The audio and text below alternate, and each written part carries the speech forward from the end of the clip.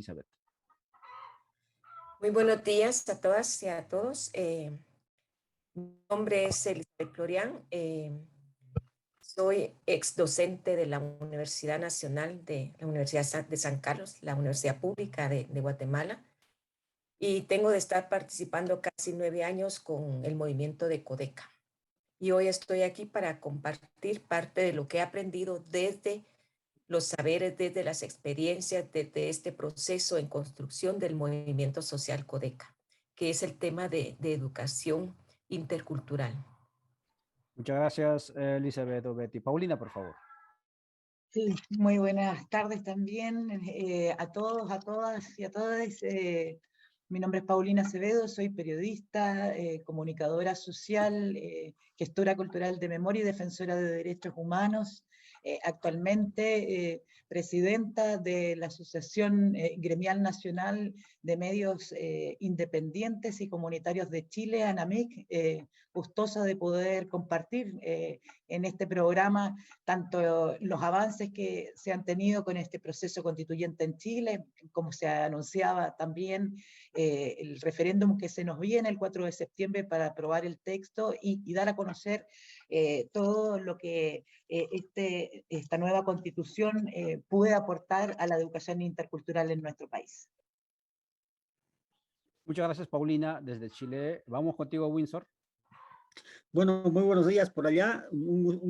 Gracias por la invitación. Mi nombre es Windsor Corrico, soy educador popular, muy vinculado a todo lo que es la implementación de la Ley 070 en Bolivia, parte de grupos activistas y de música autóctona sobre todo, y actualmente parte del proyecto Espacio Cantataíta, un espacio también alternativo de formación integral para niños, ¿no? En el cual estamos impulsando también bajo esta visión de poder profundizar una mirada distinta, ¿no?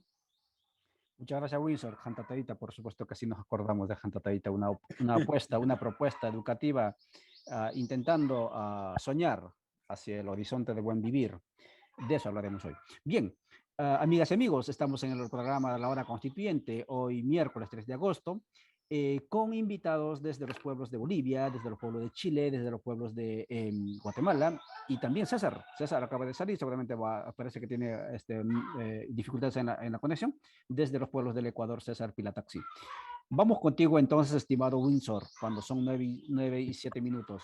La pregunta es que te formulaba previa a este enlace, es la cuestión de ¿qué cambios importantes se incorporaron en el sistema educativo en la Constitución Política de Guatemala, digo de Bolivia, aprobada en el 2009, que sea diferente, digamos, al sistema educativo republicano de los dos siglos?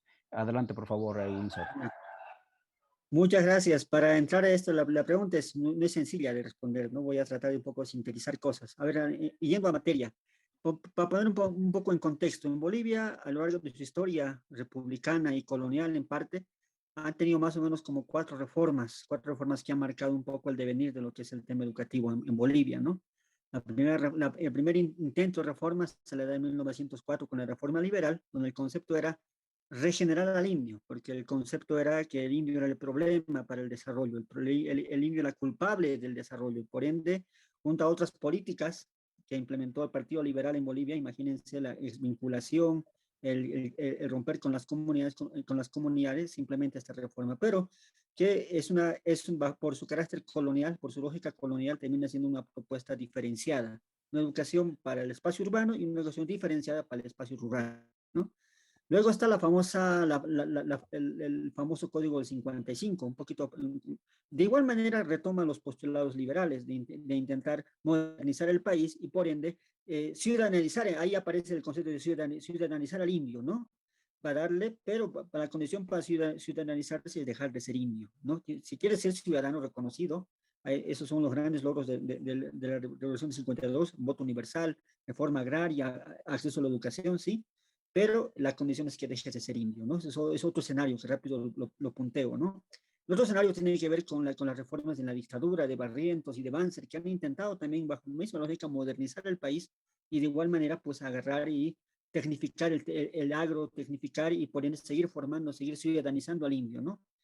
Y la penúltima reforma, ¿no? Es la de 1994, la reforma 1565 con la ley 5. En esta también se retoma esos postulados liberales de poder modernizar el país. Toda esta corriente ha intentado modernizar siempre el país, porque se entiende que somos un país, entre comillas, retrasados, ¿no? Tercermundistas. Bajo esa concepción se implementa. Y es en esta penúltima reforma, donde ya se habla de la interculturalidad, a cuestión de una demanda, donde se habla de recuperar, entre comillas, de hablar del bilingüismo, ¿no? En las anteriores reformas no se hablaba de esto, ¿no? Porque la idea era ciudadanizar, poner los maestros que salían de las normales, eran sobre todo citadinos que iban al contexto rural, en algunos casos rurales que se formaban en contexto citadino, pero el concepto era cómo civilizar al indio, ¿no? Esa era un poco la lógica que hasta más o menos parte del 2000-2005 ha estado presente. Esto se quiebra con la implementación de la ley 070, porque la lógica es diferente. Lo primero que establece la ley 070, a partir de la ley 070, Avelino Señani y Lizardo Pérez, a partir de la Constitución, es que empieza a reconocer, a diferencia de contextos anteriores, que en Bolivia hay no solamente un idioma oficial, sino hay 36 idiomas oficiales. Y ese es un tema muy importante, un cambio sustancial, que ha obligado y ha motivado para que las comunidades, los pueblos indígenas organizados a partir de los CEAS, ¿no? y Centros de Investigación Lingüística Indígena, aymaras, quechuas, investiguen y propongan currículos regionalizados.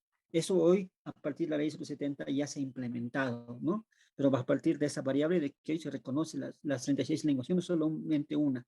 Antes eso era imposible, porque la lógica era incluso en la reforma, en la penúltima reforma era, enseñamos como lengua primaria el castellano, como una lengua en contextos indígenas, como lengua secundaria el castellano, como lengua primaria la materna, en contextos urbanos el castellano, lengua secundaria, la lengua originaria. Pero por esas lógicas coloniales en las cuales estoy atrapada nuestra sociedad, diríamos que ha sido el avance muy reducido. Con la ley 070 hay un salto cualitativo muy interesante. ¿Por qué? Porque la ley 070 solamente para poner unos elementos se inspira en Warisata, se inspira en los debates decoloniales, se inspira en toda la corriente sociocultural de Vygotsky, se inspira en todas estas corrientes emancipadoras, y eso es justamente su fuerza, pero al mismo tiempo su debilidad, ¿no? Porque el sistema educativo no es un aparato amorfo, ¿no? No es un aparato es vacío, es un aparato constituido por sujetos, por actores que han sido informados en anteriores reformas, por sujetos, por maestros que han sido informados. En ese sentido, este elemento que les adelanto de reconocer, ¿no? A partir de eso de los idiomas, como un elemento fundamental para dinamizar los procesos educativos, empieza a ser cuestionado. Otro factor interesante que empieza con la ley 070 es que se apuesta por la recuperación de saberes y conocimientos. Son 4 pilares, sobre todo, que se mueven en la ley 070, para un poquito precisar. El tema de la descolonización, la intra y lo intercultural, lo productivo y lo comunitario. Son los pilares que sostienen sobre el cual. Y obviamente a todos sus postulados que van en torno a la descolonización, lo comunitario, lo productivo. ¿Por qué? Porque entendemos que han habido 4 problemáticas irresueltas en el país que seguimos arrastrando. Nuestra condición colonial, neocolonial, nuestra dependencia económica, nuestra desvalorización de lo propio, nuestra práctica pedagógica tradicional. Entonces, en torno a para esa lectura que se tiene, se empezó a implementar esos pilares. Y a partir de ahí, a partir de la descolonización, se implementa el tema de la lengua, se promueve el tema de la recuperación de saberes y conocimientos, que ha sido un tema bien cuestionado y resistido por el magisterio sobre todo, ¿no? Por estas lógicas academicistas también, porque tenían que recuperar saberes, era una nostalgia del pasado, cuando no entendían que parte de la ley 070 lo que propone es un diálogo profundo entre las epistemologías propias, locales, andinas, indígenas, no quechuas, con el conocimiento acumulado, ¿no? Que hoy por hoy la Academia de Vanguardia pues comprende que eso es un paso necesario si queremos avanzar en un diálogo serio, ¿no? Entonces esos aspectos han ido sumándose, pero para hacer esto ha tenido que haber un cambio de currícula profundo, ¿no? De trabajar y cambiar la currícula para un poquito intentar, vamos a decir, transformar la currícula, porque la que teníamos hasta los años 90, una currícula que respondía a pautas de los años 70 incluso, de tiempos de dictadura, ¿no? Entonces, fue todo un trabajo de cambiar la currícula, establecer todo un marco de fundamentos, establecer todo un marco de estos principios que les digo, organizar, por ejemplo, ya no de manera fragmentada, eso es otro elemento interesante que se ha instalado ya en la práctica, entender que el conocimiento no se da de manera fragmentada, sino tiene que darse de manera articulada e integrada a la realidad. No puedes pensar tus contenidos alejados de la realidad. Entonces, otro elemento interesante que se propone a partir ya de la currícula, a partir del marco de la ley 070, es que se trabajen conocimientos articulados, que se organicen, el currículo se organice por campos y por áreas, ya no fragmentados por materias, sino que vayamos al campo de vida y territorio, por ejemplo, donde ya estén materias como ciencias naturales, biología, química, ¿no? Incluso el tema tecnológico, ¿no? Vayamos al campo de sociedad y comunicación, y ahí estén lenguajes sociales, historia, ¿no? Vayamos al campo al campo de ciencia y tecnología, donde estén matemáticas, ¿no? Entonces, organizar de otra manera, para el currículo, para entender que se tiene que trabajar procesos articulados, procesos integrados, ¿no? Porque la lógica anterior era fragmentar materias por separadas, ¿no? Y eso quiere decir, la realidad de nuestro sistema educativo era bien compleja, bien amorfa, porque antes de la ley 070, la formación de maestros estaba libre, estaba dejada al mercado. Y ahí privadas, públicas, cada una hacía lo que le parecía. Entonces tenemos menciones de títulos profundamente desvariados. Con la ley 070, a partir en la formación, a nivel de formación de maestros, esto se regula y se intenta establecer el Estado toma el sartén por la mano, por así decirlo, para decir, el Estado se hace cargo del tema educativo y el Estado se hace cargo de la formación de maestros.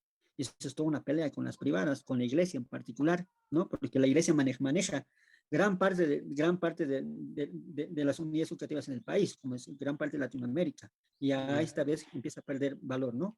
Entonces, miren, hay esos aspectos interesantes que empiezan a aparecer, el tema de, por ejemplo, de plantear una currícula diferente, establecer de que, metodológicamente hablando, de que se tiene que cambiar la lógica de abordar el contenido para siempre partir de la realidad. Y aparece este cuarteto de ideas: práctica, teoría, valoración, producción.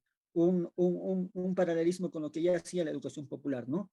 ¿No? Problematización, ¿no? Algo parecido, pero esto se traduce en algo muy concreto. Tú tienes que partir con el estudiante siempre desde la práctica, desde el contacto con la realidad, desde él empezar a recuperar el saber propio y luego teorizar eso, problematizar, valorar y por último decidir, ¿no? Sacar un producto, ¿no?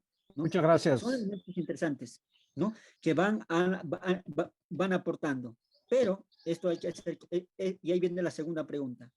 Esto es Wizard, resistible. es Dime. por partes, entonces. Esta es la primera parte, entonces, de tu intervención, donde nos muestras, ¿no?, que efectivamente sí hay un esfuerzo de transitar hacia lo que se plantea como educación, digamos, con un paradigma complejo, diríamos así, en Claro, el lenguaje exactamente. filosófico, con esos elementos, ¿no? Idioma, diálogo o polílogo de saberes, producción, digamos, la dimensión comunitaria en lugar de producir sujetos competitivos, etcétera. Muy bien, muchísimas gracias por esta presentación en el marco del actual intento de construcción del Estado plurinacional, esfuerzo de construcción del Estado plurinacional en Bolivia, que aprobó su constitución última en el 2009. Vamos a ir contigo, César Pilataxi, hasta el Exactamente. Ecuador.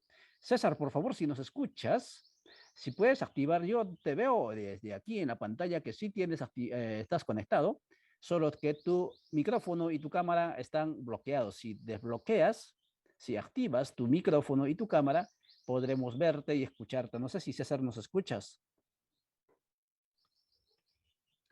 Y si César no está, entonces vayamos contigo, Paulina, hacia Chile. Estamos conversando sobre sistemas educativos en estados plurinacionales. ¿Cuál es la diferencia con la educación que se implementó o se intentó universalizar a través de las diferentes revoluciones, llamémoslo liberales, en los estados, naciones, ¿no?, en esta parte del mundo? Vamos contigo entonces, Paulina. En Chile están debatiendo, todavía no tenemos la nueva constitución política allí, pero sí se debatió ya los contenidos de la nueva constitución política que va a ser sometido, como muy bien decías, a consulta popular. La pregunta es, ¿qué innovaciones tendría la nueva constitución política en el sistema educativo chileno? Adelante, por favor, Paulina. Muchas gracias. Bueno, la verdad es que en Chile estamos levantándonos de un rezago en torno a dejar atrás la constitución de la dictadura, que claramente no solamente no reconocía la educación intercultural, sino que tampoco el derecho a la educación en forma como son las obligaciones que el Estado ya ha contraído al haber ratificado tratados que están vigentes en el país. La transformación es absoluta, porque pasamos a tener un texto y una propuesta de nueva constitución que establece, yo diría, tres ejes esenciales de cara al tema que estamos hablando. Lo primero, que su artículo 1 establece que Chile es un Estado plurinacional e intercultural, ¿no? Entre otros aspectos. También se declara un Estado ecológico, pero para lo que estamos hablando el día de hoy, eso es muy importante. No tenemos un primer marco, esta declaratoria de Estado plurinacional e intercultural.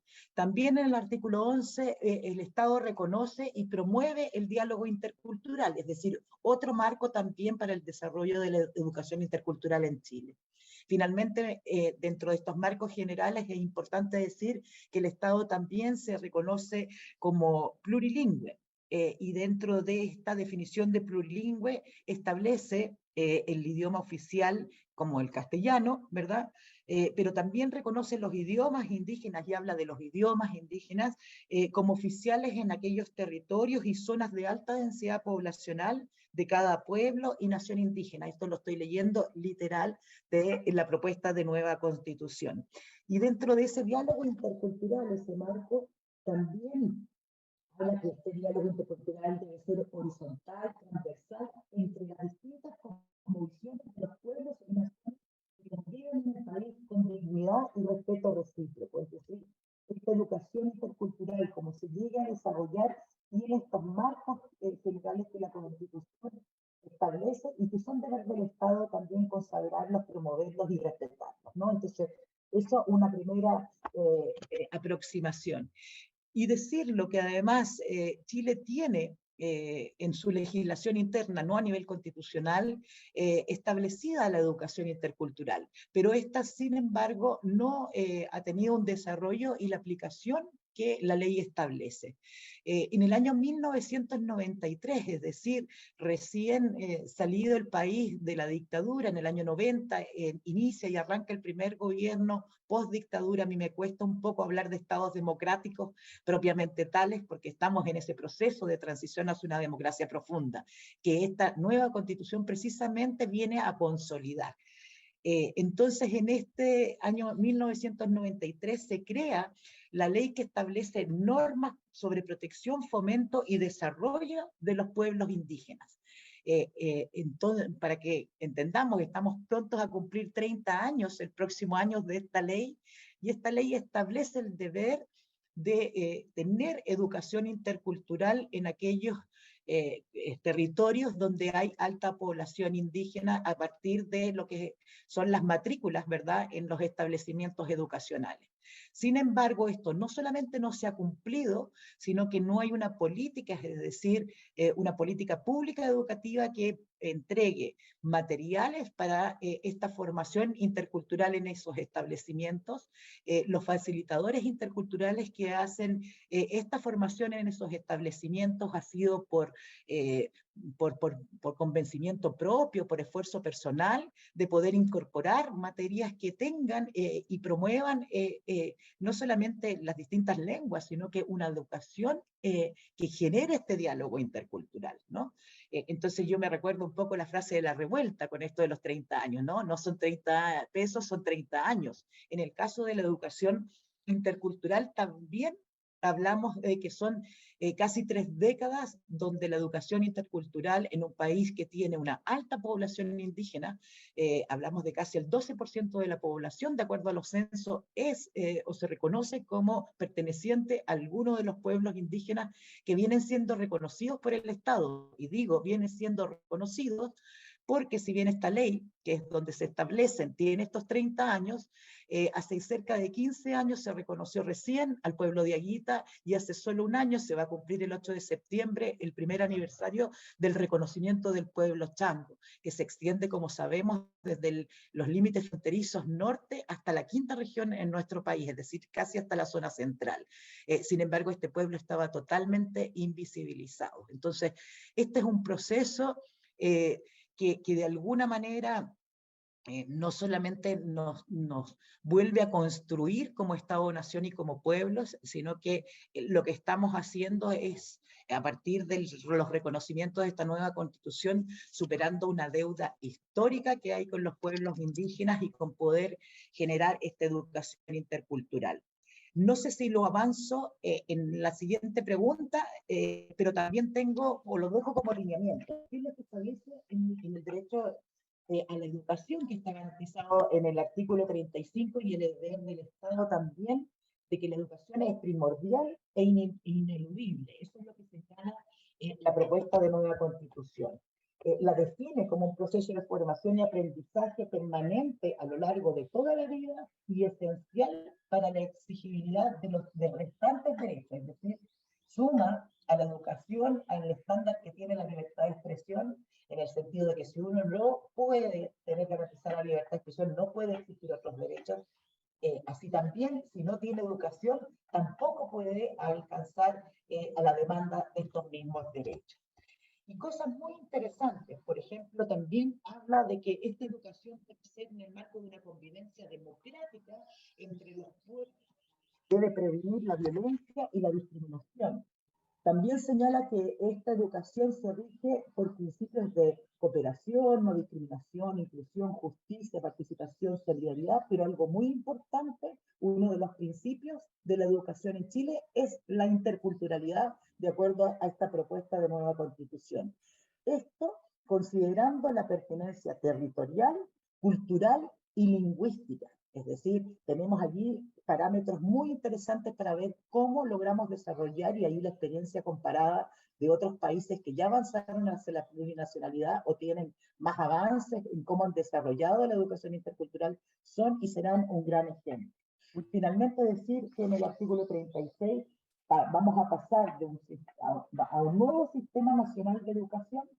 Este nuevo sistema nacional de educación debe promover la diversidad de saberes artísticos, ecológicos, culturales y filosóficos que viven en el país. Por lo tanto, si bien no se hace una mención directa a los pueblos indígenas, sí podemos entender que en esa diversidad de saberes están incorporados, deberían entenderse incorporados las cosmovisiones de los pueblos indígenas. Finalmente, un elemento muy que va a aprobar el 4 de septiembre, porque Chile que necesita y lo merece, y también sus pueblos. La Constitución reconoce la autonomía de los pueblos indígenas, o sea, este sistema nacional de educación reconoce la autonomía de los pueblos indígenas para desarrollar sus propios establecimientos e instituciones de conformidad a sus costumbres y culturas, es decir, un cambio significativo, porque ya no es el Estado el que tiene el deber de desarrollar una política en torno a la educación intercultural, sino que los propios pueblos indígenas van a poder desarrollar establecimientos autónomos, ¿verdad?, para promover la educación en sus territorios y sumarlos al sistema nacional educativo. Yo creo que eso es algo tal vez innovador respecto a cómo se viene resolviendo o cómo vamos a resolver en Chile el fortalecimiento de la educación intercultural. Muchas gracias, Paulina Acevedo, desde Chile, contándonos los avances en el marco del Estado plurinacional próximo, en el sobre el sistema educativo, la autonomía cultural, con lo cual cerraba importantísimo. Claro, si el Estado es plurinacional y la plurinacionalidad necesariamente implica autonomías territoriales, esas autonomías territoriales con gobierno propio tienen que tener autonomía educativa, autonomía cultural. Y si no es eso, entonces el Estado plurinacional siempre va a ser un eslogan.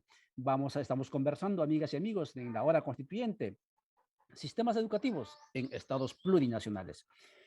Si uno lee lo que, o escucha lo que a Paulina y lee la Constitución de Chile, digo de Bolivia, también van por ese lado. El asunto está muy a pesar que nos ha indicado el compañero a Windsor, ¿no? Todavía queda largo trecho por andar, pero claro, si hay esfuerzos. Vamos contigo, Elizabeth Florian. En Guatemala, el movimiento CODECA, Comité de Desarrollo Campesino, que solemos decir que ya no es ni comité, ya no es ni campesino, ya no promueve ni siquiera desarrollo, solamente quedó el acrónimo, pero ahí está, propone, impulsa proceso constituyente, Estado plurinacional y también plantea sistema educativo. ¿Qué cambios específicos está planteando CODECA en el sistema educativo para que no se reitere esos 200 años fallidos de la universalización del sistema moderno occidental que no ha logrado ni siquiera llegar a todo el territorio del país? Adelante, Elizabeth.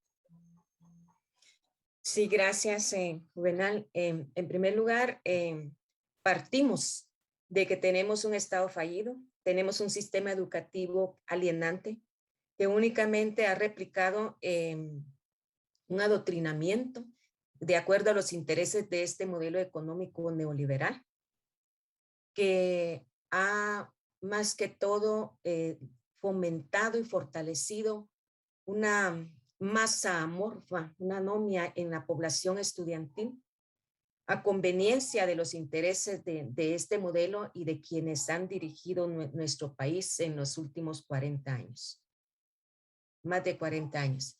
En ese sentido, pues tenemos, al igual que los compañeros que me antecedieron, una constitución política de 1985 que tiene 37 años, en donde no se habla de una educación intercultural. Se habla y se reconoce nada más que en el artículo 74 que el sistema educativo y de enseñanza bilingüe, ¿verdad? Que en aquellas comunidades donde predomina poblaciones indígenas, la enseñanza debe ser preferentemente en forma bilingüe. Entonces, por eso es que pues firman los acuerdos de paz y como planteamiento de las organizaciones, la coordinadora de organizaciones del pueblo maya Cocmagua, que tuve a bien en aquellos momentos por firma los acuerdos de paz en 1996, de estar vinculada porque estábamos en el trabajo de hacer propuestas de reformas constitucionales, hacían propuestas y en materia de esto pues se daban propuestas de esta educación intercultural. Y en ese sentido, pues, hay una reforma educativa, pero la reforma educativa respondió a los intereses de los gobiernos de turno de la élite, pero más a las agendas internacionales, no a los intereses nacionales. Y por eso se crea y se propone de 2004 a 2008, incluso quien era la ministra de Educación era una ingeniera formada con un enfoque neoliberal, radical. Entonces, ese currículum nacional de base habla de la educación intercultural, pero con un enfoque débil, con un enfoque que más que todo lo sintetizan a una educación bilingüe intercultural. Y es así como después se crea un viceministerio, ¿verdad? Se amplía esa estructura burocrática con un viceministerio bilingüe intercultural. Y este ministerio bilingüe intercultural es el vigilante de que haya educación intercultural, pero únicamente hay 25,000 maestros para 27,000 comunidades de indígenas que dicen, según lo que ellos informan oficialmente, dicen que están preparados para esta educación intercultural, pero más que todo es para dar la educación bilingüe con el idioma maya del determinado grupo étnico. Pero a eso le quieren llamar educación intercultural. O sea, hay desconocimiento, hay debilidad, no se hacen referentes en ese currículo nacional de base sobre qué base teórica y metodológica se hace ese planteamiento y cómo se va a desarrollar. Entonces, en ese sentido, viendo este sistema educativo obsoleto, alienante, y que no responde a la realidad nacional, a los intereses de la mayoría del pueblo de Guatemala, y principalmente a esas realidades de los territorios de las poblaciones indígenas, Codeca propone, de cara a la nueva constitución, primero, en el marco de que ya en el escenario de una nueva constitución, pues tenemos que cumplir con el mandato constitucional de que va a estar, por mandato constitucional, va a estar legislado la educación intercultural. Y entonces, en eso debemos de cumplir con ese mandato y construir un sistema educativo fundamentado y orientado en la diversidad de principios éticos que subyacen en cada pueblo. O sea, en esta nueva constitución, la educación intercultural, como lo decía el compañero Windsor, debe de tener no esas asignaturas o materias que no son interrelacionadas, que son aisladas de los saberes, desde los pueblos, sino que sean contenidos curriculares interrelacionados, necesariamente deben de estar conformados y que consideren conocimientos, historias, técnicas y metodologías de todos los pueblos y para todas las disciplinas del conocimiento de forma interrelacionada. Y de esta manera, reconoce Codeca el uso de los idiomas indígenas para la educación intercultural, pero esto, ¿qué requerimos? Primero, es un gran reto, porque tenemos un magisterio nacional, ¿verdad?, que ha reproducido la discriminación, el racismo, que es responsable de mantener a estos gobiernos de turno, ¿verdad?, voraces, que han saqueado, que se han burlado de las necesidades del pueblo. Y entonces, ¿qué vamos a hacer con todo ese magisterio? Codeca, pues, le apuesta a involucrarlos en procesos educativos interculturales, porque para eso es el gran reto, desarrollar conciencia intercultural mediante procesos formativos, porque podemos hacer una gran propuesta, tenemos el cumplimiento del mandato constitucional, pero si tenemos, la realidad es que tenemos todo este gremio magisterial, ¿verdad?, que ha sido formado, creado, desarrollado y fortalecido, incluso en el marco de lo que estamos viviendo, de la corrupción del país. Son parte de la corrupción del país, ¿verdad?, como gremio magisterial y con sus representantes pseudo líderes, ¿verdad?, que han estado siempre a favor para apoyar los movimientos, las leyes obsoletas que han atentado contra la población de Guatemala, principalmente los pueblos y las comunidades empobrecidas. Le apostamos como Codeca educar entonces al ser humano para la comunidad y en comunidad.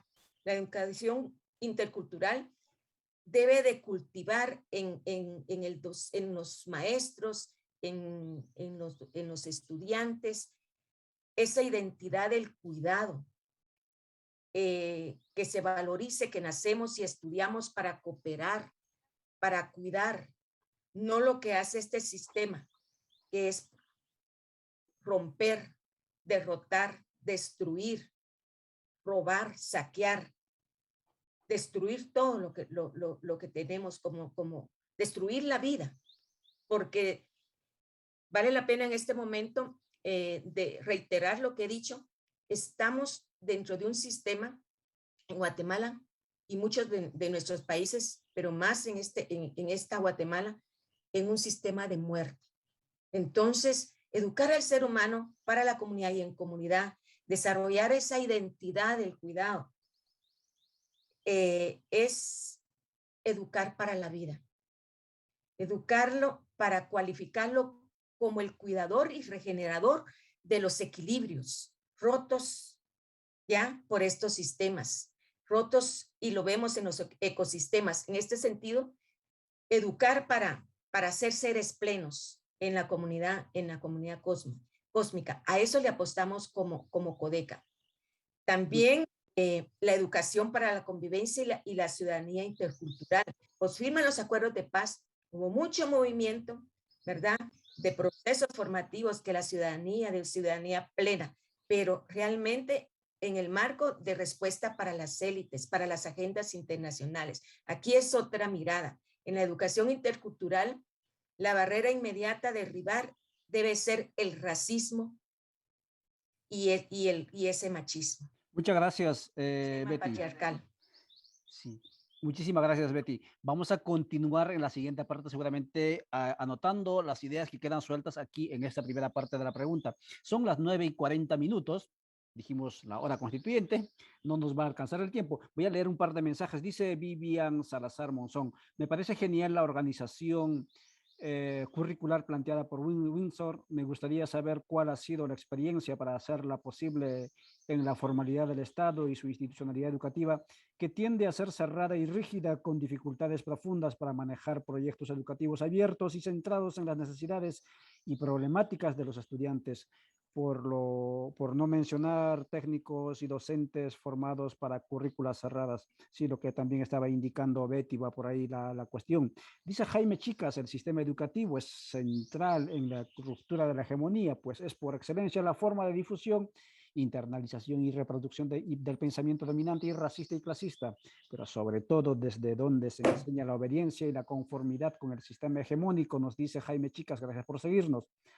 Tania Palencia dice: hoy mismo el CACIF y sus abogados quieren controlar la educación cívica modificando la ley electoral para monopolizar de nuevo toda la comunicación política, acentuando el racismo desde los medios. Alberto Keck nos sigue, Aguilar Israel también nos sigue, y así hay mensajes que nos dejan en este canal, Codeca Guatemala. Estamos revisando uno de los canales, La Hora Constituyente, conversando con ustedes, nuestros invitados desde Bolivia, desde los pueblos de Bolivia, desde los pueblos de Chile, y César Pilata, así que intenta conectarse. Vamos a ver si finalmente por lo menos nos saluda, César. Vamos contigo, Windsor. Finalmente, relacionando con la pregunta también de Vivian: ¿qué falta hacer en Bolivia para que efectivamente el Estado o Bolivia sea efectivamente un país, un Estado plurinacional por un lado, y por otro lado nos animemos o avancemos a superar los horizontes culturales de la modernidad con estos principios básicos que mencionabas en la ley de Abelardo Signani? Adelante, por favor, Windsor. Gracias, gracias. Tiene coincido con las preocupaciones que plantea Paulina y Elizabeth.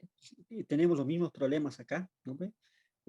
La ley 070 y a partir de la ley 070 se ha configurado curricularmente el modelo socioeducativo comunitario productivo.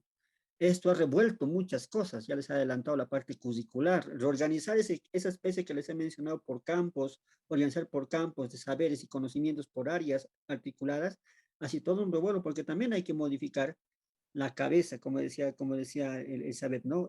La cabeza del maestro, la cabeza del magisterio, la cabeza pedagógica del magisterio, porque están formados bajo un esquema, ¿cómo se dice? Por materia, fragmentado. Pues ahí tenemos serias tareas. A partir de la ley, el Estado boliviano ha implementado procesos formativos, lo que decía un poco de concientizar la interculturalidad. Nosotros hemos implementado un programa de formación complementaria llamado Profocom, que ha jerarquizado a los maestros, otorgándoles licenciatura, porque hasta el 2006 el maestro solamente tenía el grado de técnico superior.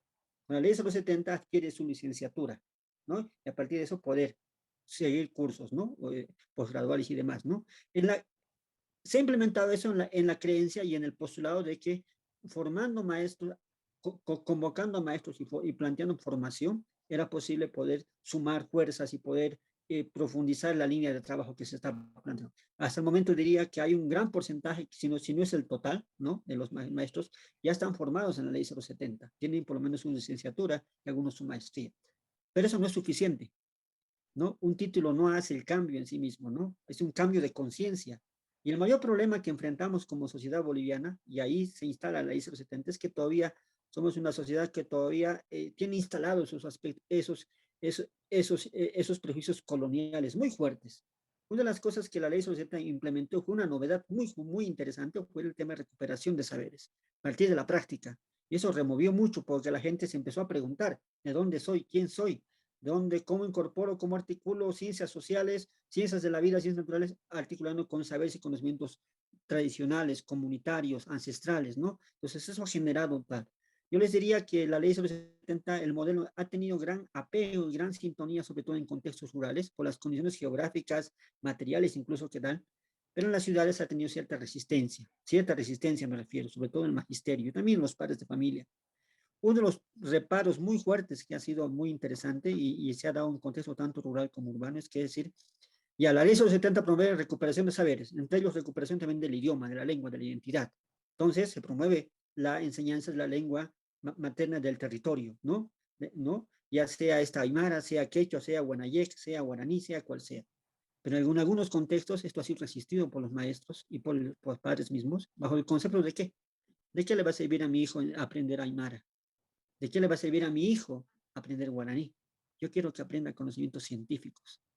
Ese sencillo testimonio nos da un dato de que todavía tenemos que trabajar muy fuertemente para profundizar un cambio de mentalidad en la misma sociedad, ¿no? Sí, hay responsabilidad que el magisterio tiene, pero no son los únicos actores, ¿no? Hay una sociedad también que se resiste porque hay temas que la misma sociedad aspira, ¿no? Aspira a modernidad, aspira a progreso. Detrás de esa idea de progreso, desarrollo, éxito, entre comillas, hay pues ciertos reparos ontológicos, ¿no? Ciertas filosofías intrínsecas que no hemos aprendido desde la escuela. Quiero ser hombre de éxito y cómo eso retorna con esta idea. Tengo que dejar de ser indio, ¿no? Esas cosas que les iba mencionando históricamente vuelven a saltar y nos dan cuenta de que todavía hay muchos aspectos que solucionar. Entre ellos, trabajar mucho en la conciencia de la sociedad, trabajar mucho los prejuicios, los dolores coloniales que todavía arrastramos. Porque eso ha sido, creo yo, en mi entender, porque también me dedico a este campo de reflexión e investigación, uno de los mayores reparos que todavía la ley 070 ha enfrentado. Por un lado eso. Por otro lado, tienes un magisterio que está esquematizado bajo un esquema de los 50, de los 70, que todavía maneja un escalafón que no permite, porque ahí está la meritocracia. Cuando hay gente joven, gente que quiere lucir, gente que quiere aportar, pero por esta meritocracia que no sé si en sus países habrá el famoso escalafón, que es un reglamento del magisterio, a partir del cual, y ese reglamento se ha aprobado en los años 70, tiempos de dictadura, continúa vigente porque el magisterio es su bandera, ¿no? Y no lo va a soltar. Y en ese marco la ley 070 y el gobierno ha tenido que transar, ¿no? Por cálculos políticos también, ¿no? Entonces todavía hay, pero hay maestros que quieren apostar y se han dado cuenta que es posible concretar la articulación, no es posible recuperar saberes. Un elemento interesante que aquí es un dato súper clave, por ejemplo, es que se ha implementado metodológicamente el famoso PCP, Proyectos Sociocomunitarios Productivos. ¿Bajo qué postulado? La realidad está en movimiento, la realidad tiene problemas, la realidad tiene expectativas, la realidad tiene tensiones. Entonces no se puede aplicar proyectos planos. Hay que leer la realidad y a partir de eso planificar. Y el PCP, el proyecto socioproductivo, es un elemento articulador para que los maestros se articulen, la comunidad se articule. Este es un elemento novedoso porque ha instalado en la lectura de que tú no puedes hacer planificaciones planas de contenidos solamente. Necesitas articular a través de una lectura tus contenidos a la realidad. Y eso es una novedad súper interesante.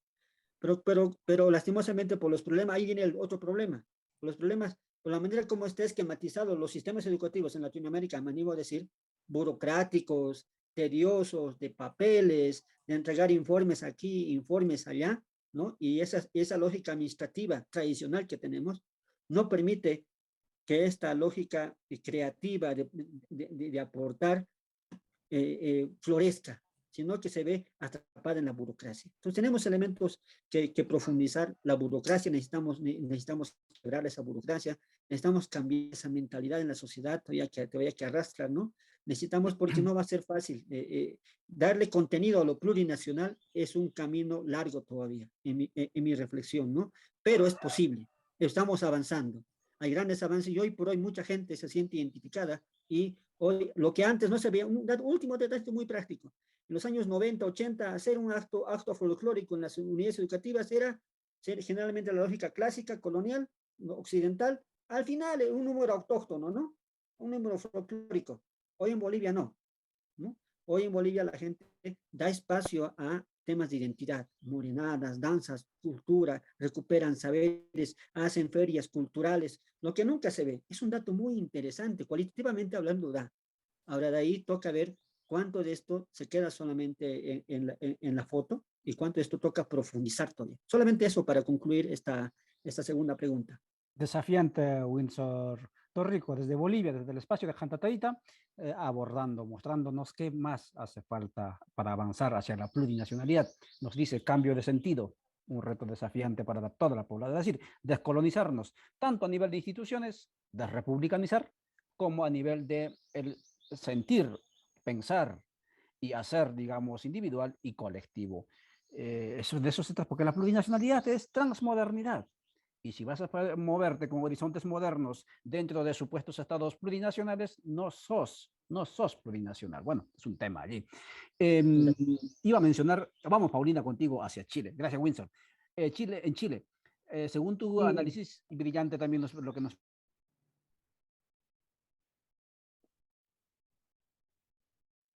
está silenciado. Muy bien, vamos contigo. Entonces, Paulina, decíamos que en la primera parte de tu intervención nos mencionabas el artículo 36, diversidad de saberes, autonomía cultural, y nos hablabas también de que lo educativo estaba permeando, digamos, el tema de la Constitución, estableciendo incluso como un derecho fundamentalísimo, desde donde dependen otros derechos fundamentales, etcétera, el tema educativo. Claro, por supuesto que tendría que ser por ese lado, porque son los chicos los que han motivado este viento de cambios hasta cierto punto truncados, pero al fin y al cabo avances. Entonces, Paulina, la pregunta es, ¿qué más, qué se necesita institucionalizar en políticas públicas, en el caso chileno, en el tema educativo, para que efectivamente sea una educación, llamarlo intercultural, una educación que efectivamente haga posible la construcción de ese Estado plurinacional, pero también de esa sociedad plural, de esa sociedad intercultural? ¿Qué es lo que necesitamos allí en Chile para que después de 20 años no sigamos diciendo esto es solamente un adjetivo escrito en la Constitución que no se hizo carne? Adelante, por favor, Paulina, sus 5 minutos.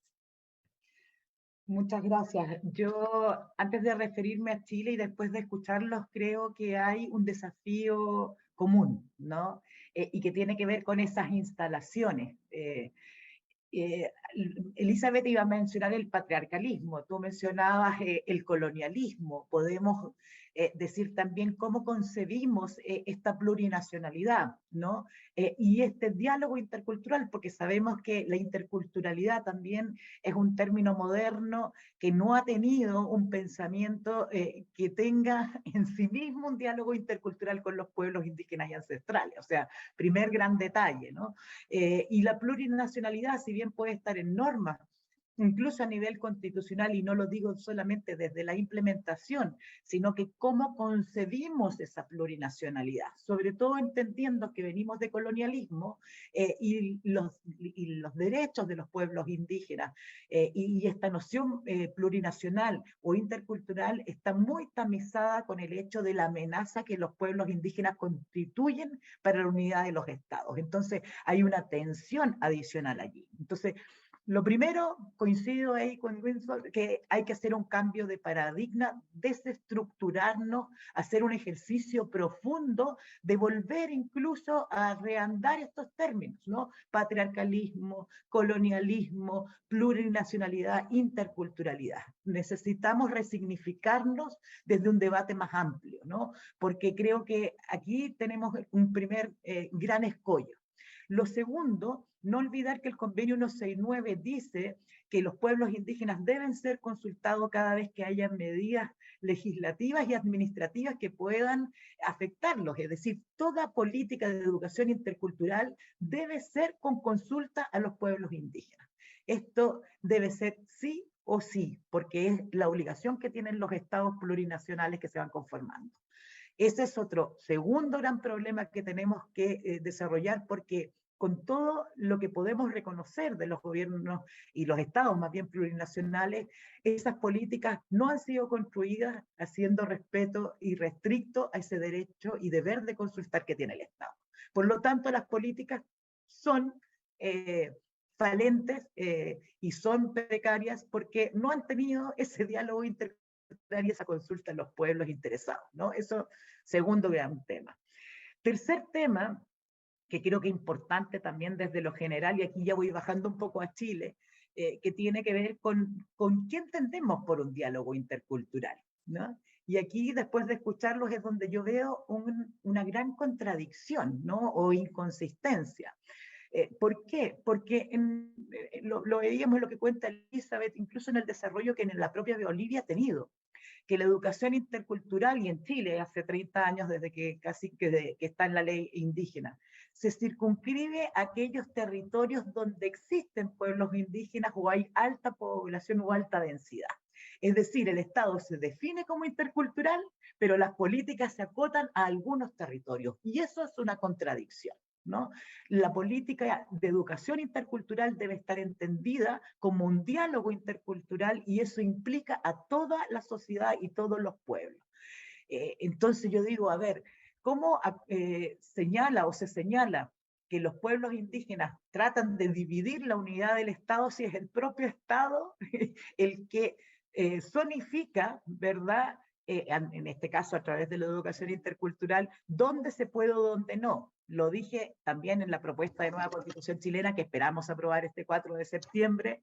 También el idioma, ¿no? El Estado es un Estado plurilingüístico, pero los idiomas son solamente oficiales en aquellos territorios donde hay alta población indígena. Y si un Estado es plurilingüístico, esa diversidad de lenguas debe estar en todo el territorio nacional, independiente de los territorios, ¿no? Entonces es el Estado el restrictivo en la implementación de lo que el propio Estado adopta como los marcos normativos constitucionales o legales, ¿no? Ese creo que es otro miedo u otro cambio de paradigma al que debemos avanzar.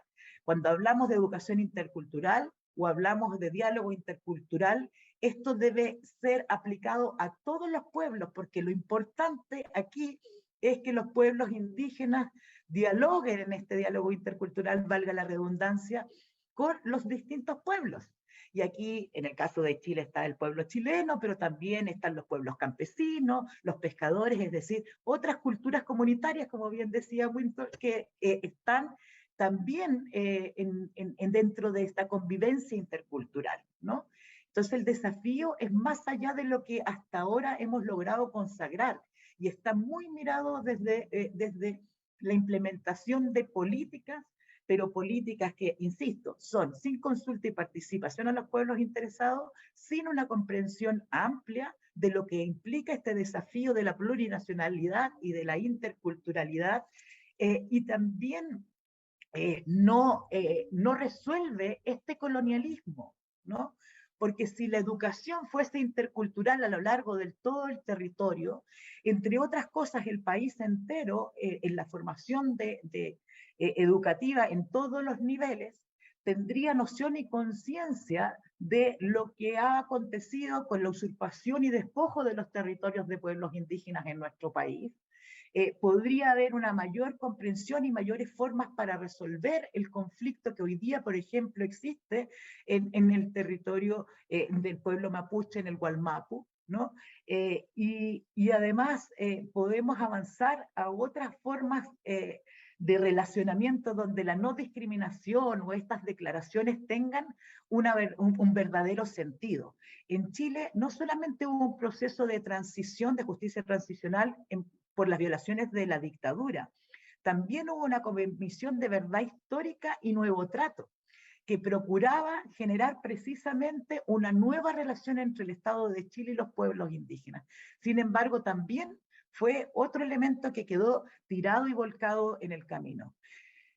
Otro elemento importante dentro de esta noción de que el Estado en su totalidad debe ser intercultural y debe estar esta educación intercultural, es que los pueblos, no solamente los indígenas, nos movemos. El derecho a la movilidad humana es un derecho humano, ¿no? Entonces, consagrarlo a zonas específicas es hasta ridículo, ¿no? Porque si bien hay alta densidad poblacional, hoy día las ciudades, y sobre todo las ciudades principales regionales, son las que concentran la mayor cantidad de población.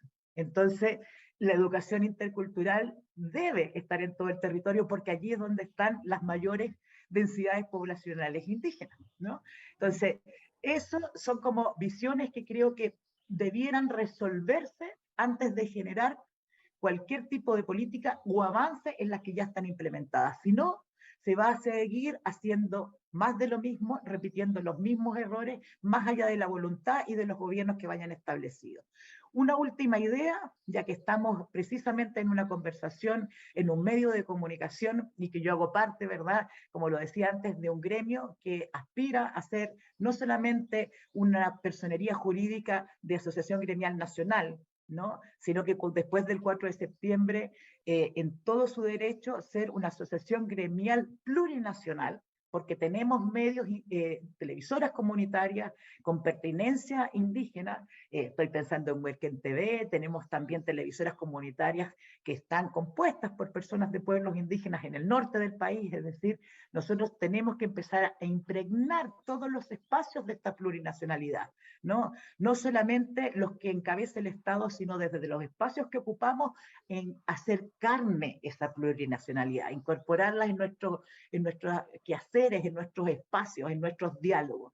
Y allí los medios de comunicación, en este caso los que yo represento, mi gremio de medios comunitarios independientes, no voy a decir que tenemos un deber o una obligación, porque la venimos haciendo y sosteniendo, pero los medios de comunicación son también un espacio de educación y de formación.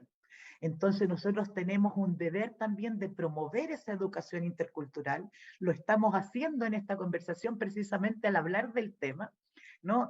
Entonces, cuando se piensa en educación intercultural, no se puede pensar solo en el aula, ¿no?, o en el establecimiento, por más autónomo que este sea, y que me encanta eso que quedó reflejado en la propuesta de Constitución chilena, que los pueblos indígenas puedan tener sus propios establecimientos educacionales, sino que también utilizar todas las distintas plataformas que permitan construir esa educación intercultural.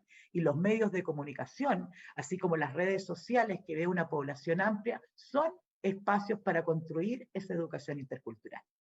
Muchas gracias, Paulina Acevedo, desde Chile, conversando. Entonces nos plantea algunos elementos centrales. Un desafío que nos plantea es que la plurinacionalidad tiene que ser también una tarea de los pueblos, especialmente en esta era de la comunicación, donde esta pantalla también genera no solamente contenido, también tendencia, tiene que ser también mediada por la intercultura o plurinacionalidad. Nos indica que el Estado intercultural tiene que ser total, no zonificado. Y lo que decía Betty, lo que ocurrió también en la época neoliberal en los diferentes estados con el multiculturalismo educativo. Los indígenas tienen que aprender su idioma y el castellano, ¿sí? El mestizo tiene que aprender el castellano y el inglés, ¿no? Así no se construye, eso simplemente es multiculturalismo, por más que le digan, por más que digan que es interculturalidad. Políticas públicas sí, con consentimiento previo, indicaba relativo a los pueblos, y hablaba de la resignificación de los conceptos, de los términos que en buena medida son encubridores, incluso los que utilizamos en esta ventana. Por supuesto que sí, y gracias, Paulina, por esa acotación, y ojalá que cuando pases por aquí, en algún momento presencialmente pasarás, también nos aportes con más elementos. Vamos a ir hacia el lado de Guatemala. Está Betty Florian con nosotros.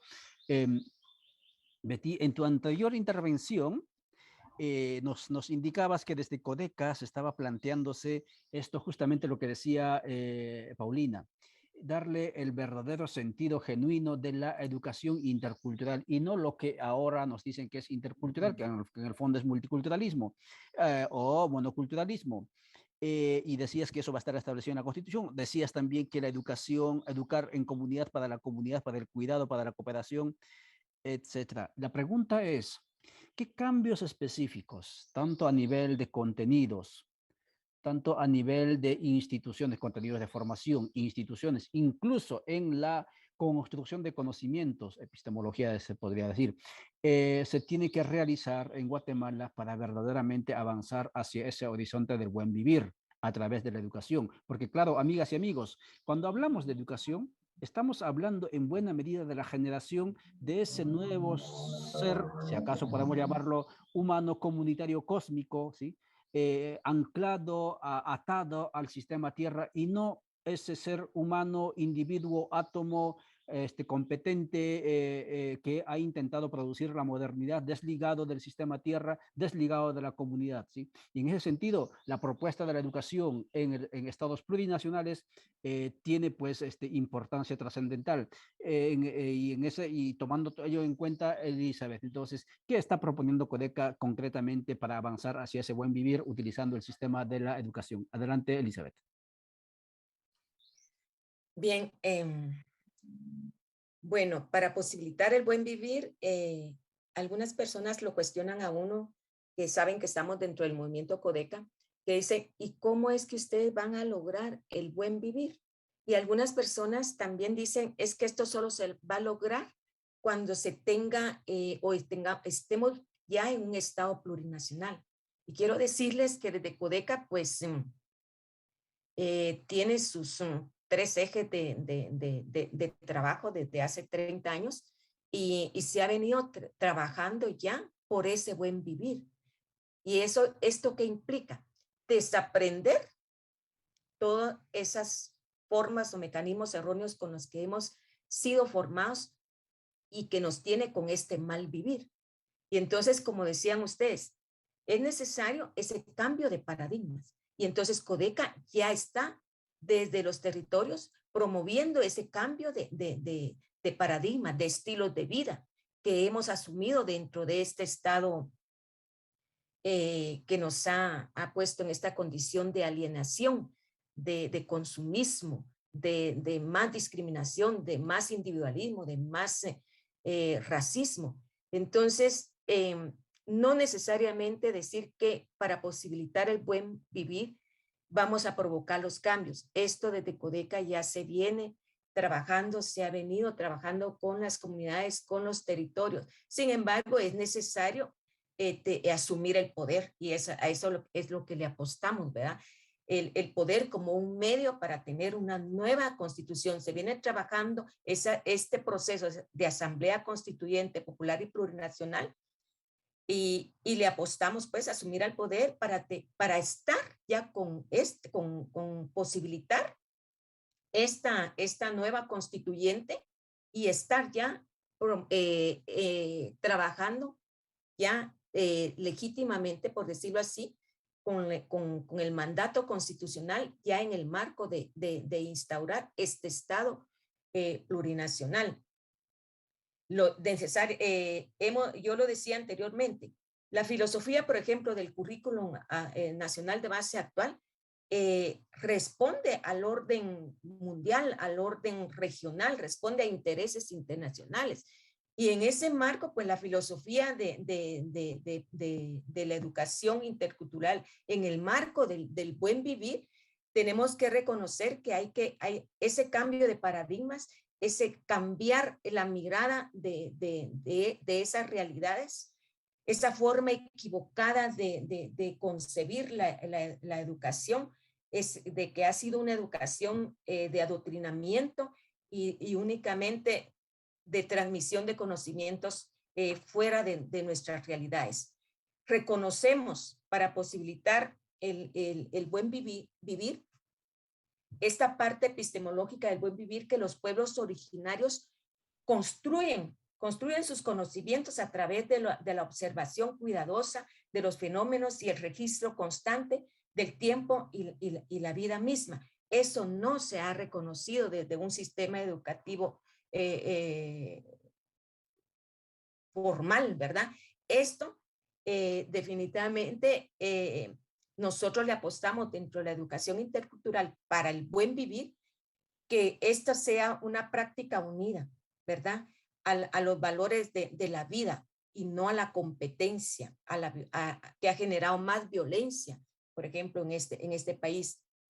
Que sea siempre dentro de este que lo que le apostamos al buen vivir dentro de este enfoque de la educación intercultural, ese diálogo, como ustedes también lo han explicado, ese intercambio constante de saberes, de vivencias, que se ha desvalorizado, menospreciado, y hay desarrollo de conocimiento en las comunidades, en los territorios. Hay desarrollo científico. Lo que pasa es que no ha sido reconocido, ha sido invalidado. Hay desarrollo de conocimiento científico de esos saberes ancestrales, de esas vivencias, de esas experiencias de relacionamiento, de diálogos, y cómo es que se realimentan estos saberes, estos conocimientos en los territorios, en los pueblos originarios. Necesitamos, ya lo decía también, aunque es un gran reto, ya lo decían ustedes y lo reconocemos nosotras también, y es donde a mí me da no sé qué, y lo repito, este gremio magisterial, ¿verdad? Es un gran reto, es un gran desafío lo que tenemos, al igual que ustedes, pero en Guatemala creo que estamos mucho peor, ¿verdad? Ese gremio de magisterial, cómo involucrarlo. Hay algunos que se están involucrando dentro del movimiento Codeca, que son profesores, que son del magisterio, que tienen esta mirada y en ellos confiamos de que se vengan haciendo propuestas de lograr. Una parte de los ejes del trabajo de Codeca es la formación, no necesariamente la formación dentro de la formalidad, ¿verdad? La educación informal, la formación informal. Entonces, a través de la comunicación en las organizaciones que vamos generando, que vamos creando. Entonces, así es como vamos permeando, vamos tratando de ir sensibilizando, porque este es un proceso tan lento. La gente cuesta, esto está introyectado hasta la médula de cada uno de nosotros. Este sistema educativo que nos ha alienado, que nos ha hecho miopes, que nos ha hecho sordos y mudos ante la realidad y nos tiene dentro de este sistema no de vida, sino de muerte, de violencia, de cultura de violencia. Entonces, es una apuesta que le tenemos a esa formación docente para fortalecer la interculturalidad, la biodiversidad y los saberes ancestrales. El cambio de metodologías, de técnicas, la recuperación de esos procesos metodológicos y técnicas desde las comunidades, desde los territorios, trasladarlas a estos que equivocadamente han mal enseñado, ¿verdad? Mal transmitido los conocimientos de otros países. Entonces, el cambio de los paradigmas también implica, bueno, una nueva concepción paradigmática de lo que es la educación intercultural, no como está medio descrita o escrita en el currículo nacional base de Guatemala, que solo más que todo se enfoca 2 horas diarias semanales a enseñar el idioma del grupo étnico donde está la escuela o donde está el profesor, y el profesor tal vez ni medio conoce, porque para eso pues firman los acuerdos de paz, pues se le dio un poco de valor a la Academia de Lenguas Mayas, ¿verdad? Para que preparara mucha gente con el estudio, con el aprendizaje de un idioma maya. Sin embargo, la mayoría del gremio magisterial no habla otro idioma maya, y no se trata solo de eso, de que hable un idioma maya, ya lo decías tú, Paulina, ya lo decía Windsor, sino que se trata de esa concepción paradigmática de educar interculturalmente, pero para la vida, mediante los diálogos, mediante el recogimiento de los saberes ancestrales, mediante la valoración y el cuidado del cosmos, de valorar nuestra sagrada tierra que de ahí venimos, que nos alimenta, y ahí vamos. Muchas gracias, Elizabeth o Betty Florian, conversando con usted. Entonces, ella nos deja varias inquietudes, varios desafíos desde el espacio de donde habla ella. Nos dice desaprender lo que hemos aprendido por el mal vivir o por el consumismo o por el mal desarrollo. Construir, aprender el buen vivir en lo cotidiano, y por supuesto que sí, tal vez no con argumentos, explicaciones, digamos, exactos, pero el buen vivir ya está en lo cotidiano, la formación, la aspiración para la plurinacionalidad ya está en lo cotidiano, aunque no del todo como debería estar, pero ya está, y hablaba ella de la educación constante en lo cotidiano, en las organizaciones, etcétera. Pueblos construyendo sus propios conocimientos es otro de los desafíos, ¿no? Que las instituciones plurinacionales deberán de reconocerlos, puesto que, amigas y amigos, aquí en Guatemala, los que no conocen, el cambio climático cada vez está golpeando con más fuerza que en otros tiempos, el corredor seco que denominan. Pero, por ejemplo, yo conozco en áreas del corredor seco, la gente cultiva, no será en la cantidad que el sistema, digamos, de la Revolución Verde pueda sugerir o producir, pero cultiva maíz con conocimientos ancestrales, incluso en tiempos de cambios climáticos, generando semillas resistentes, ¿sí?, a la ausencia del agua, por ejemplo, que son tecnologías, que son conocimientos que están allí en buena medida, sin la mayor intervención de la revolución verde o de la ciencia modélica occidental. No estamos diciendo que no sirva la ciencia modélica occidental, lo que estamos diciendo es que el planeta está asistiendo a una situación límite, donde los conocimientos modernos, donde lo que se llamó la ciencia modélica moderna, ha tocado fondo, y en esa situación no podemos estar únicamente en el silencio esperando que alguna otra epistemología o alguna otra orientación, digamos, venga a sacarnos de esa ausencia de luces. Tenemos que generar nuestras propias luces, y las luces creo que ya están allí, solo es cuestión de ir conectándolo, como decía Windsor y todos nuestros invitados. No sé si César Pilataxi finalmente terminó, él está en una asamblea, me dicen. Ahí están también en proceso preelectoral, electoral en Ecuador, y él es parte de la organización de una de las ramas de la CONAIE. No sé si está por allí.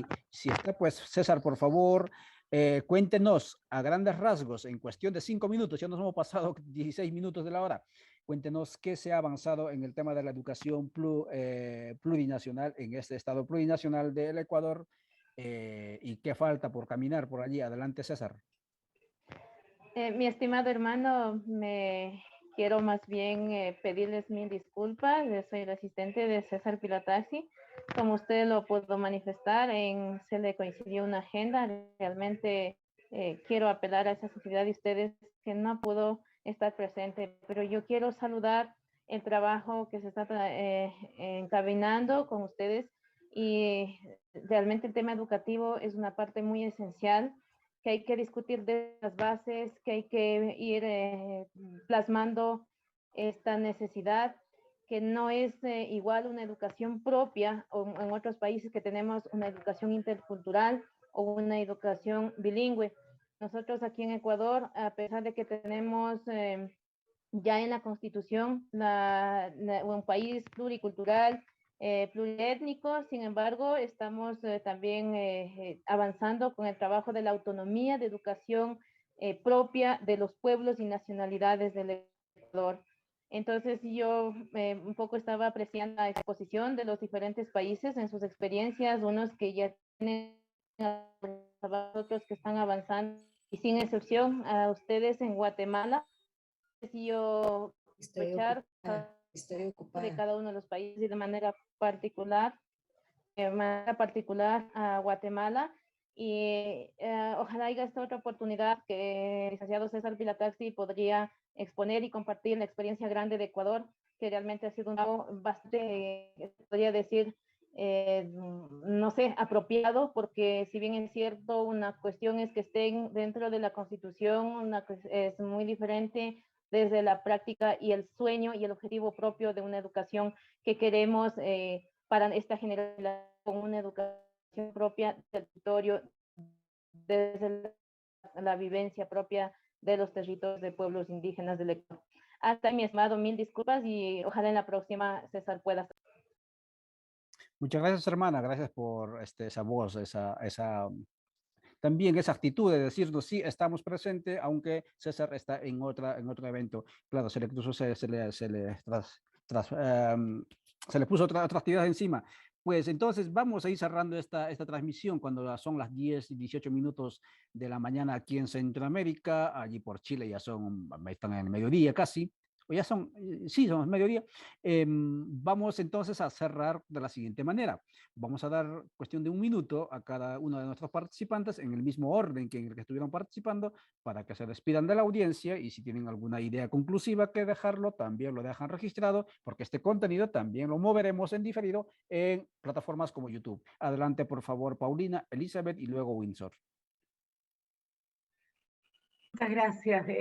Primeramente agradecer, siempre es enriquecedor cuando las experiencias comparadas, se dice del derecho, yo soy comunicadora, pero los derechos humanos son mi recta, entonces, pero desde la comunicadora, el hecho de poder hacer este intercambio, este intercambio también, como se ha dicho aquí mismo, de conocimientos, de saberes en torno a esta temática, como es la educación intercultural y lo podemos hacer respecto de otros temas, es en sí mismo enriquecedor. O sea, creo que aquí cada uno de nosotros saca, y también los auditores, ideas, formas que ensanchan, ¿verdad? Ese buen vivir que Elizabeth planteaba, porque este desconstruirse implica tener y acercarse a nuevos conocimientos o conocimientos que no están incorporados o no están reconocidos o han sido invisibilizados.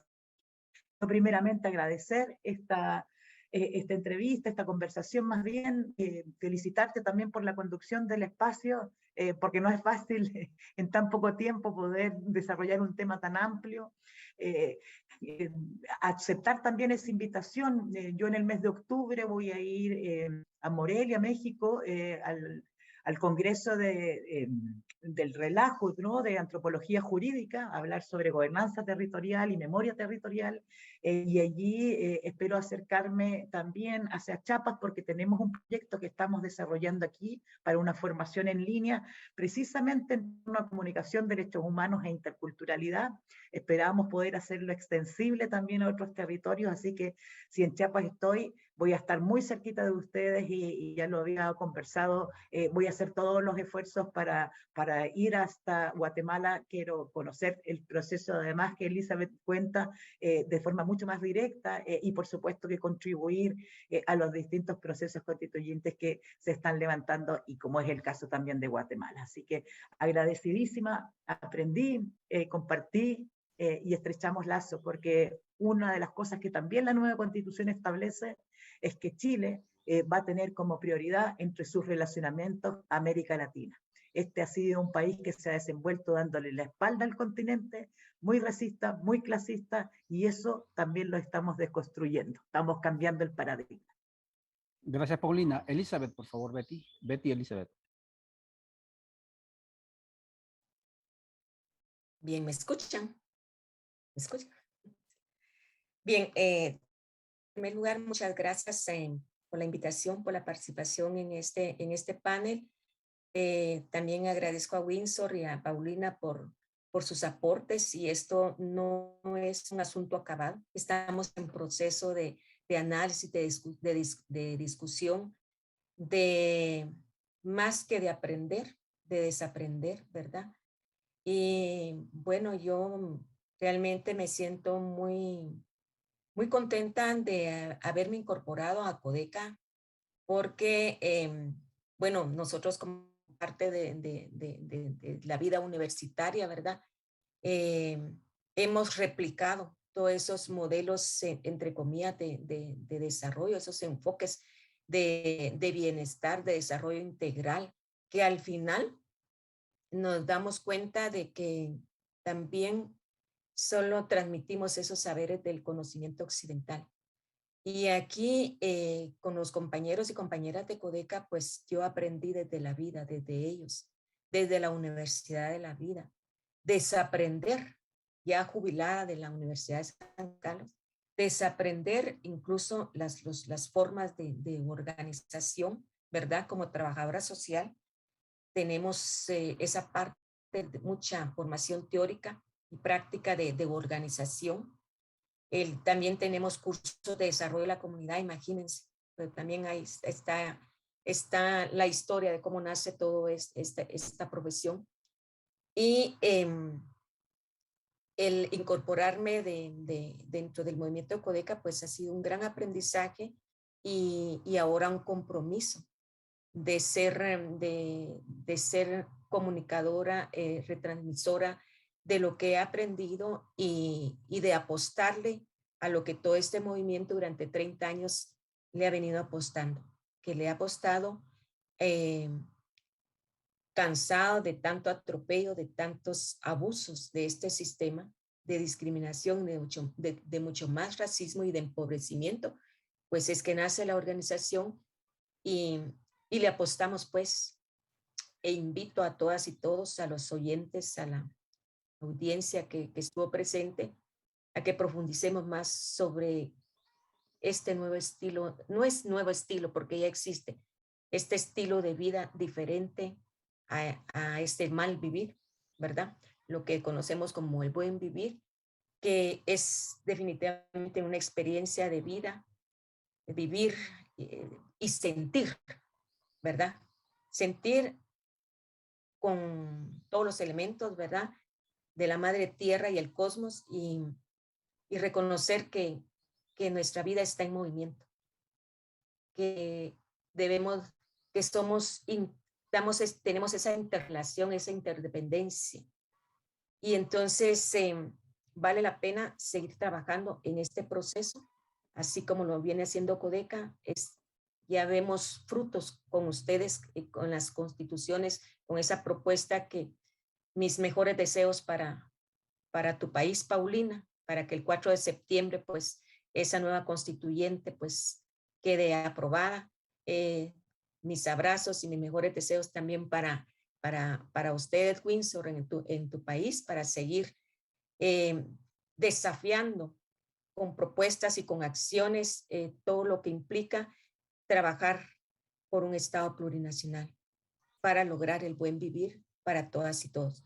Muchas gracias y esperamos pues continuar el debate, el análisis, porque esto no es un asunto acabado, apenas es una aproximación preliminar de nuestros sueños, de nuestros ideales, pero ante todo de la esperanza de los pueblos, de los territorios, de la confianza depositada en nosotras y nosotros desde esos pueblos, desde los hermanos y hermanas de los territorios. Así que muchas gracias y la invitación pues de mi parte a seguir debatiendo y a seguir construyendo. Muchas gracias. Muchas gracias, Betty. Windsor, por favor. Claro que sí, no, muy inspirado con todo lo que comentan, lo que pasa en Chile, lo que pasa en Guatemala, lo que pasa en Ecuador. Creo que somos países hermanos que tenemos una lucha común, ¿no? Una lucha común que es sacarnos esas ataduras coloniales, estas cadenas que siempre nos han reprimido. Y acá no es un tema de color de piel, aquí es un tema de espíritu, de sentir, ¿no? De formar una patria grande, un país, una Latinoamérica unida, que tiene una población que ha sido siempre la más golpeada, es la indígena, ¿no? Nuestra cultura, ¿no? Nosotros descendemos de esa cultura tan grande, ¿no? Y creo que somos los hijos ahora de aquellos abuelos que han sido golpeados, maltratados, abuelas que han sido violadas, que han sido violentadas en su dignidad, los que vamos a proponer, ¿no? Yo creo que es una época interesante. Si estamos acá es porque el sistema como tal está en crisis. El mundo está en crisis, una crisis geopolítica, una crisis de sentido, y el tema educativo no está ausente de esa crisis, está también en una crisis. Qué lindo escuchar Latinoamérica está apostando por una plurinacionalidad, ¿no? Es lindo porque justamente necesitamos caminar. ¿Quieren convivir con nosotros? ¿Quieren que curemos esas heridas coloniales? Un primer paso es conocer que somos en el derecho igual que todos. Mapuches, indígenas, araucanos, ¿no? Guaraníes, quechuas, quichuas, todos tenemos esa dignidad de estar en el presente y aspirar también a tener algo mejor, ¿no? Mejores condiciones de vida, de dignidad. Yo creo que la educación no está ausente de ese debate y justamente tiene que aportar a dignificar al ser humano, a la humanidad, pero una mirada amplia, plural, reconociendo que somos. Y ahí obviamente estamos en ese gran desafío porque las repúblicas han formado ciudadanos, individuos, maestros para su proyecto. Los estados plurinacionales necesitan ciudadanos, sujetos, sujetas, personas para nuestro proyecto plurinacional. Y ese es un gran desafío que tenemos que trabajar todavía y avanzar. Y con gusto, pues, poder aportar es un granito de arena a esa reflexión grande que tenemos, ese gran desafío que tiene Latinoamérica. Bolivia tiene un poco de experiencia ya en esto, pero seguramente no es suficiente porque son realidades tan complejas, cada realidad de Latinoamérica, ¿no? Y hay que aprender de cada una. qué lindo este espacio para poder escuchar y aprender, ¿no? Y hay que seguir. Gracias, hermanas, hermanos, ¿no? Gracias a todos, ¿no? Paulina, Elizabeth, ¿no? Ollanta, y gracias por este espacio, pues hace una pronta oportunidad, ¿no? Muchas gracias, Windsor. Esto ha sido, amigas y amigos, el programa cuando son las 10:29.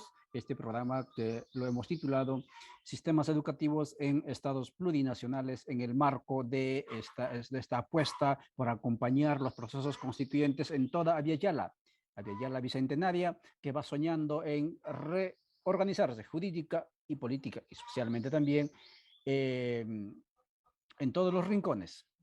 Efectivamente, de acuerdo con ustedes, esto es una introducción a la introducción del debate del sistema educativo. Lo que estamos haciendo aquí es trastocar, cuestionar las certezas de la educación moderna que se instauró en la parte occidental del mundo como el único sistema educativo.